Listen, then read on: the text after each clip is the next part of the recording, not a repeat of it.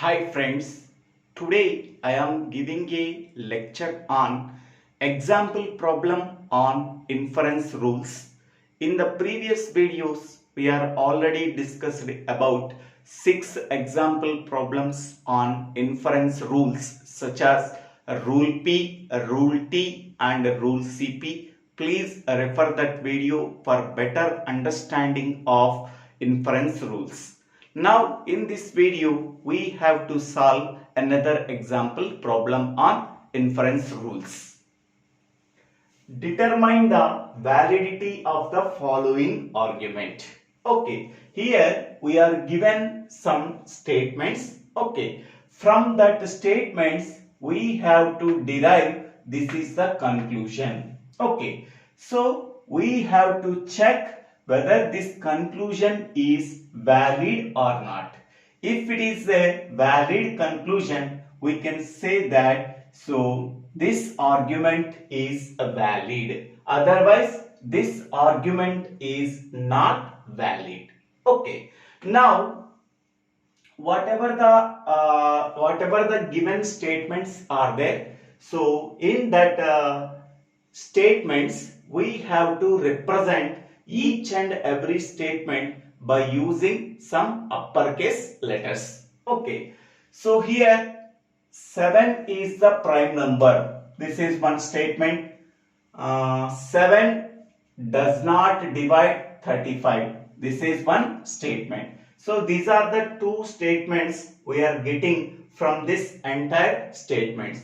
And the remaining are 7 divides 35 is the negation of 7 does not divide 35, and 7 is not a prime number is nothing but negation of 7 is the prime number. Okay, now I am taking P, so where P is 7 is the prime number. Okay, so 7 is the prime number is represented by the statement P. Next statement, 7 does not divide 35. So it can be represented by using letter Q. So 7 does not divide 35. Okay. Now by using these two statements P and Q, we have to represent the above statements in symbolic form. Okay, so now we are getting the premises by representing the above statements using P and Q. What are the premises we are getting? So first one, if 7 is the prime number, then 7 does not 35. Okay, 7 is the prime number is represented by P. 7 does not divide 35 is represented by Q. Okay, in between them what is the connective is there? If then connective is there. If then connective is represented by using conditional symbol. Okay, if 7 is the prime number, then 7 does not divide 35 can be represented by P conditional Q. So this is the first premise. Next one, 7 divides 35. So 7 divides 35 is represented by negation Q, because 7 does not divide 35 is nothing but Q. 7 divides 35 is nothing but negation Q. So these are the two premises. From the two premises, after therefore whatever the given is there, that can be treated as a conclusion. So what is the conclusion is there? 7 is not a prime number. So 7 is a prime number is nothing but P. 7 is not a prime number is nothing but negation P. So negation P is nothing but 7 is not a prime number. Okay, so now this is the conclusion. Conclusion can be represented by letter C. So from these two premises, we have to check that we are getting this is the conclusion. If we are getting this is the conclusion from the given premises, now this argument is valid. Otherwise, this argument is not valid. Okay. So now I am taking this premise is introduced into the derivation as a first premise by using rule P.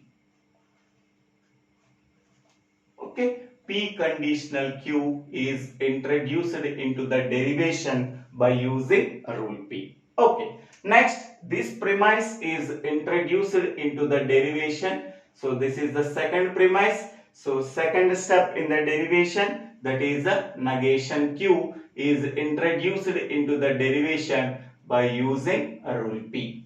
Okay, from that two premises we have to check that any new formula we are getting by using a rule T. Yes, by using rule T applied on first step and second step and I12. Okay, what is I12 formula? I12 formula is negation Q comma P conditional Q implies so negation P. So this is the formula. Okay. So in the place of negation Q, here negation Q is there. In the place of P conditional Q, here P conditional Q is there.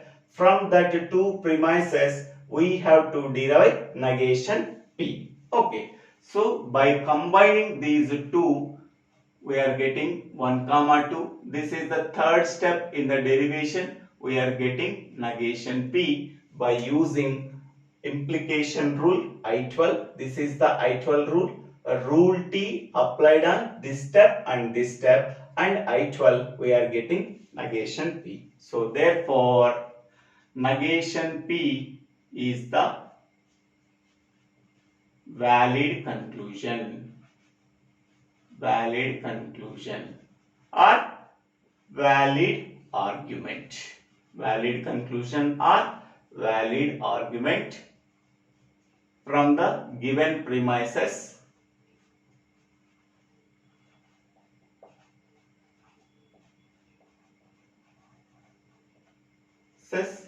So P conditional Q comma negation Q.